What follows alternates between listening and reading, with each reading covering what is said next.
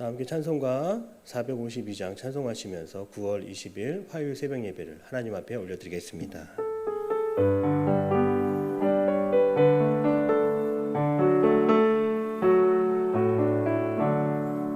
내 모든 소원 기도의 제목 예수님 닮기 원함이라. 예수님 영상 나 입기 위해 세상에 보아 끼잖네. 예수님 닮기 내가 원하네. 날 구원하신 예수님을 내 마음속에 지금 거둬서 주님의 형상 인치소서. 무한한 사랑 풍성한 긍휼 슬픈 자 위로하시는 주. 길 잃은 죄인 부르는 예수 그 영상 담게 하옵소서.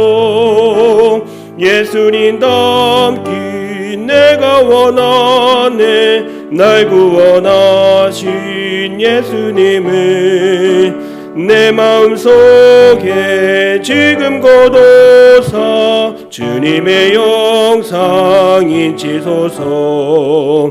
겸손한 예수 거룩한 주님 원수의 멸시 참으시사 우리를 위해 고난을 받은 구주를 담게 하옵소서. 예수님 닮기 내가 원하네. 날 구원하신 예수님을 내 마음속에 지금 거둬서 주님의 형상 인치소서. 다 함께 사도신경으로 우리의 신앙을 고백드립니다. 나는 전능하신 아버지 하나님 천지의 창조주를 믿습니다.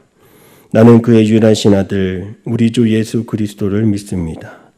그는 성령으로 잉태되어 동정녀 마리아에게서 나시고 본디오 빌라도에게 고난을 받아 십자가에 못 박혀 죽으시고 장사된 지 사흘 만에 죽은 자 가운데서 다시 살아나셨으며 하늘에 오르시어 전능하신 아버지 하나님 우편에 앉아 계시다가 거기로부터 살아있는 자와 죽은 자를 심판하러 오십니다. 나는 성령을 믿으며 거룩한 공교회와 성도의 교제와 죄를 용서받는 것과 몸의 부활과 영생을 믿습니다. 아멘. 함께 찬송가 446장 우리 박수하면서 찬송하겠습니다.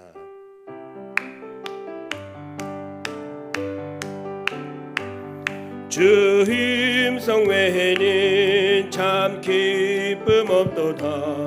날 사랑하신 주 늘 계시옵소서. 기쁘고 기쁘도다 항상 기쁘도다. 나 주께 왔사오니 복 주옵소서. 나 주께 왔으니 복 주시옵소서. 주 함께 계시면 큰 시험이기네. 기쁘고 기쁘도다 항상 기쁘도다. 나 주께 왔사오니 복 주옵소서. 주 떠나가시면 내 생명 헛되네. 기쁘나 슬플 때 늘 계시옵소서. 기쁘고 기쁘도다 항상 기쁘도다. 나 주께 왔사오니 복 주옵소서. 그 귀한 언약을 이루어 주시고 주 명령 따를 때 늘 계시옵소서. 기쁘고 기쁘도다 항상 기쁘도다. 나 주께 왔사오니 복 주옵소서. 아멘. 오늘 하나님이 주시는 말씀은 사무엘하 2장 12절에서 17절까지의 말씀이 되겠습니다. 우리 함께 합독하시겠습니다. 하나님의 말씀을 받겠습니다. 넬의 아들 아브넬과 사울의 아들 이스보셋의 신복들은 마하나임에서 나와 기브온에 이르고 스루야의 아들 요압과 다윗의 신복들도 나와 기브온 목가에서 그들을 만나 함께 앉으니 이는 곧 이쪽이요 그는 곧 저쪽이라. 아브넬이 요압에게 이르되 원하건대 청년들에게 일어나서 우리 앞에서 겨루게 하자. 요압이 이르되 일어나게 하자 하매 그들이 일어나 그 수대로 나아가니 베냐민과 사울의 아들 이스보셋의 편에 12명이요 다윗의 신복 중에 12명이라.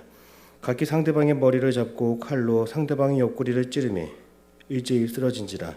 그러므로 그곳을 헷간 핫수림이라 일컬었으며 기브온에 있더라. 그날의 싸움이 심히 맹렬하더니 아브넬과 이스라엘 사람들이 다윗의 신복들 앞에서 패하니라. 아멘. 할렐루야. 화요일 아침 새벽 예배 시간입니다. 하나님께서 저와 여러분의 가정을 든든하게 세우시고 우리도 함께하여 주시는 복된 아침 되시기를 축복합니다. 이스라엘의 11지파가 연합하여 세운 이스라엘의 국가는 당숙 아브넬이 실질적으로 통치하는 집단이었습니다.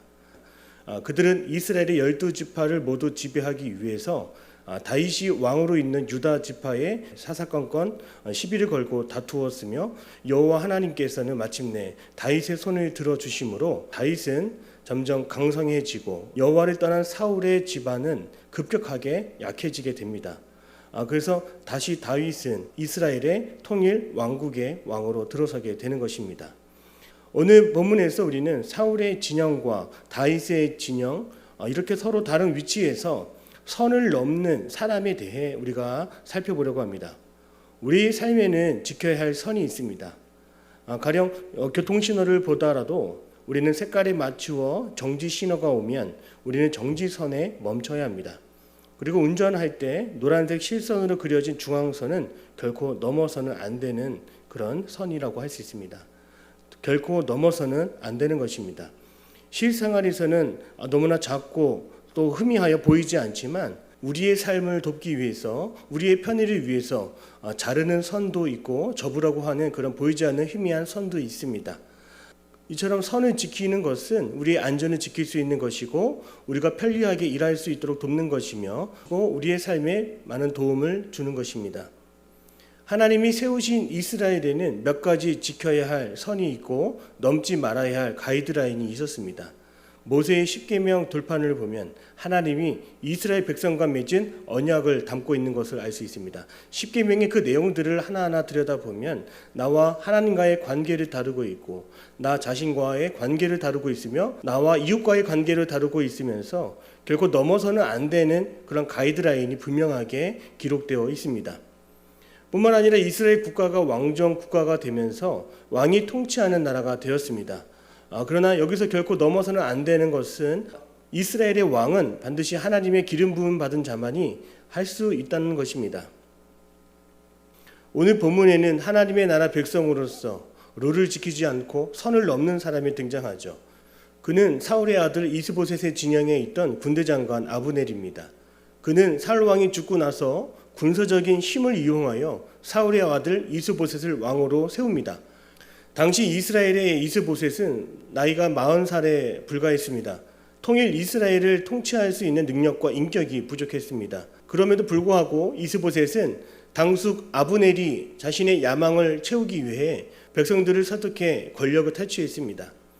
이스라엘은 하나님이 기름 부음 받은 자를 왕으로 세워야 했지만 그는 이스보셋을 자신이 왕으로 세워버렸습니다. 이처럼 이스라엘의 12지파 가운데 유다 지파를 제외한 다른 11지파 사람들은 다윗 왕에게 복종하는 것을 거절하고 선을 넘어버리기 시작했습니다. 사울 왕의 아들 이스보셋이 이스라엘을 통치할 정당 후계자라고 공개적으로 선언했던 것입니다. 그러나 이스보셋은 하나님이 임명한 유다의 왕 다윗과 통일 왕국의 왕위를 놓고 무려 7년 동안 다투게 됩니다. 사울 이후에 왕으로서 일찍이 기름 부음 받은 다윗은 유다 지파만을 이끄는 다니엘 지파의 통치자로 내려앉게 되었습니다. 다윗은 하나님이 세우신 기름 부음 받은 왕이었습니다. 다윗은 11지파가 자신을 에워싸는 상황에서도 끝까지 기다렸습니다. 다윗은 이스라엘의 통일 왕국이 되기까지 수많은 시간을 기다림의 시간으로 보냈습니다. 그가 10대 시절 기름 부음 받음에도 불구하고 그는 다윗의 때가 아직 오지 않았음을 알았습니다. 여전히 10년간 사울 밑에서 도피 생활을 했고 그 사울을 떠받들었습니다. 사울을 죽일 수 있는 기회가 찾아왔을 때에도 그는 사울을 살려주었습니다. 자신을 해하려 하는 그 사울을 칼로 치고 왕으로 등극할 수 있는 스스로의 길을 거머쥐었지만 그는 하나님의 기름 부으신 왕을 자신이 손댈 수 없음을 알고 물러서며 선을 넘지 않고 왕이 되기까지 10년의 시간을 보냈던 것입니다.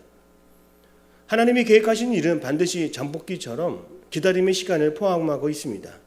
그래서 함부로 섣불리 행동하지 않고 늘 선을 넘지 말아야 하는 것입니다. 그 선을 지키고 경계선 아래에 머물며 하나님의 때를 기다려야 합니다. 하나님은 우리가 그 경계를 지키고 하나님은 우리의 그 경계를 지키시는 분이십니다.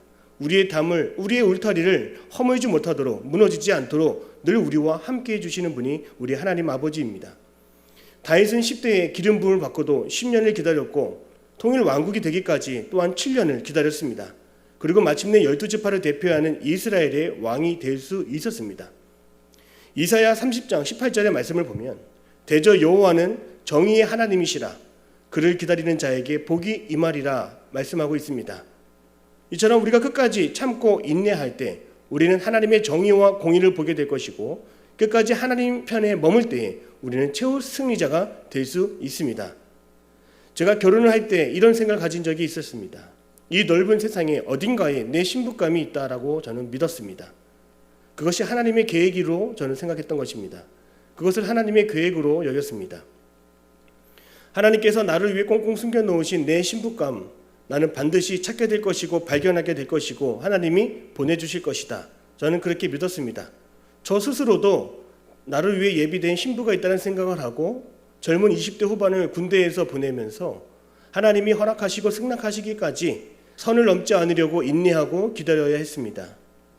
아무나 만날 수 없었고 아무나 손댈 수 없었고 주님은 저를 군에 5년 동안 꽁꽁 묶어두심으로 군에 있으면서 외롭고 쓸쓸함과 삶의 목표를 이룰 때에도 하나님의 그 계획은 분명하다고 하는 그 믿음을 저에게 허락해 주셔서 그 경계선 안에서 울타리 안에서 뭔가 마음을 지키며 마침내 5년 후에 하나님께서 허락하신 신부를 기다리고 만날 수 있었습니다. 사랑하는 성도 여러분, 오늘날 내가 하나님의 자녀로서 내가 해야 할 일과 하지 말아야 할 일이 분명해야 합니다. 이 세상은 무엇이 옳은지 무엇이 괜찮은지 선택과 결정을 미루게 하고 혼란하게 하는 그런 모호한 시대입니다. 그러나 하나님의 나라는 경계선이 뚜렷합니다. 모호하지 않습니다. 우리에게는 분명한 경계선이 있습니다. 이미와 아직이라고 하는 그런 경계선입니다. 무슨 뜻일까요? 이미 하나님의 나라가 시작되었다라고 하는 그런 출발선을 우리는 지났습니다. 그리고 아직 도달하지 않은 최종 결승선이 있다는 것입니다. 노아는 무려 방주를 짓는 데만 120년의 시간을 사용했고 아브라함은 하나님의 약속이 다 이루기까지 35년을 기다렸습니다. 또한 모세는 80년의 시간을 기다린 끝에 하나님이 세우시는 지도자가 될 수 있었습니다. 이들은 모두 하나님이 분명하게 그어놓으신 울타리 안에서 경계선 안에 머물며 하나님의 구원의 때를 기다리며 하나님의 구원을 맞이하였습니다. 하나님은 우리의 오래 참음과 기다림과 인내를 구원의 방편으로 사용하시고 참고 기다리는 자에게 복을 주십니다. 하나님의 나라가 임하기까지 그 경계선 안에서 우리의 사명은 선을 넘지 않는 것입니다. 그 경계선 안에서 믿음으로 견디며 신앙을 지키는 것이 우리가 해야 할 것입니다. 어려운 환난 속에서도 오늘 우리가 소망을 가지며 살아갈 때 우리는 기다릴 수 있습니다. 이미 하나님의 통치와 다스림이 시작되었기 때문입니다. 하나님의 통치와 다스림이 모든 열병에 임하고 주님이 재림하시는 그날까지 우리 모두가 최후 승리를 거두기까지 하나님이 주신 그 신앙의 울타리 안에서 하나님이 주신 그 산 소망을 가지고 오늘을 살아갈 수 있는 우리 모두가 다 되시기를 축복합니다. 두 번째로 오늘 우리의 본문의 말씀을 통해서 생각해 볼 것이 있습니다. 우리가 한번 짚고 넘어갈 것이 있습니다. 왜 우리는 쉽게 선을 넘어갈까라고 하는 질문입니다. 신앙인의 경계선을 허무는 것이 있습니다. 바로 그것은 세 가지입니다. 육신의 정욕과 안목의 정욕과 이생의 자랑입니다. 성경은 이 세 가지가 하나님께로부터 온 것이 아니라 세상으로부터 온 것이라고 분명히 말합니다. 악한 사단의 계략에 빠지지 않기 위해서 우리는 늘 보는 것을 주의해야 하고 몸으로 느끼는 것을 경계해야 하며 내 안에 있는 욕망과 또 교만함이 드러나는 것을 경계해야 합니다. 군대에 육군과 해군과 공군이 있는 것처럼 사단 군대 마귀 또한 육해공처럼 언제 어디서든지 우리를 공격할 수 있습니다. 내 마음속에 안목의 정욕으로 또한 육신의 정욕으로 이생의 자랑거리로 삼을 만한 것으로 나를 재촉하고 나를 교만하게 합니다. 선을 넘었던 사울의 진영 아브넬을 보십시오. 그는 기브온 연못을 중앙에 두고 건너편에 있던 다윗의 신복 요압 장군과 대치하는 국면을 맞이했습니다. 사울의 아브넬 장군은 다윗의 진영으로 선을 넘어버리는 사건이 발생합니다. 아브넬은 창과 병기를 들고 다윗 진영을 향하여 힘을 겨루자라고 말합니다. 그때 아브넬을 보십시오. 그는 11개의 지파에 만족하지 않고 그 남은 한 지파 다윗을 범하려다가 다윗을 빼앗으려다가 그는 선을 넘게 되는 것입니다. 우리는 사람이 가진 양망과 같은 육신의 정욕과 또한 이생의 자랑, 안목의 정욕, 바로 이것이 우리를 늘 지배하고 있습니다. 이것이 늘 우리를 지배하려고 합니다. 사울의 진영이 시비를 걸어오므로 결국 그 싸움은 참극이 되어서 무려 사울의 진영과 다윗의 진영에서 24명의 젊은이들이 죽게 되어버렸습니다. 그 싸움이 일어난 곳이 어디였습니까? 오늘 성경은 기브온 지역이라고 말합니다. 그곳에는 물이 많았고 비옥했으며 하나님의 장막이 머물던 축복의 땅이었습니다. 많은 사람들이 거주했고 많은 하나님의 사람들이 머물고 있었습니다. 그러나 이 풍성하고 아름다운 곳에 너무나 잔혹한 동족 상잔의 비극이 벌어지게 된 것입니다. 꽃다운 청년 24명이 목숨을 잃게 되고 그 뒤를 따라 전쟁이 발발하게 된 지역이 되었습니다. 많은 젊은이들과 민족이 피를 흘리게 되었습니다.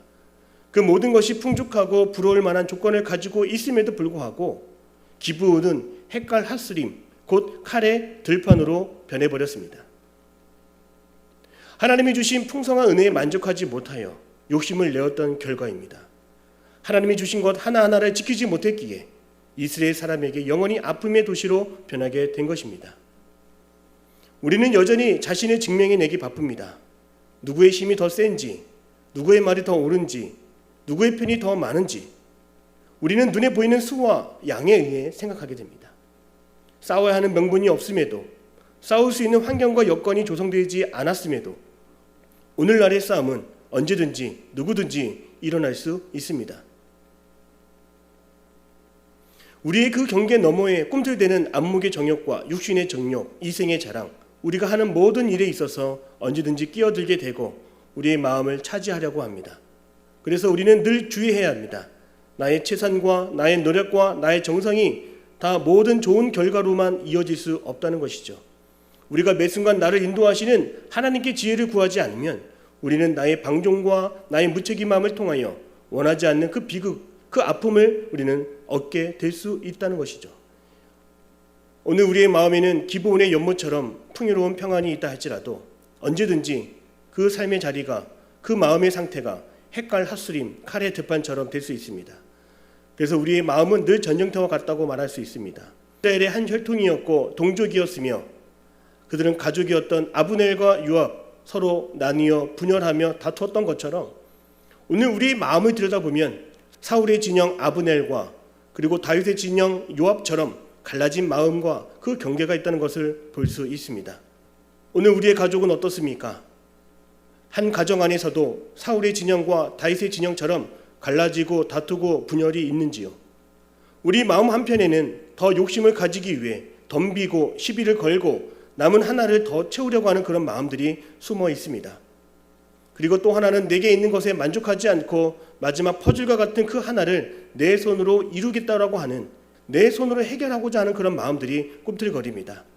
그러한 욕심으로, 그런 정욕으로 살아가다 보면 우리의 마음밭은 풍족한 기브온이 아닌 삭막하고 불행한 칼의 들판이 될 것이 뻔합니다.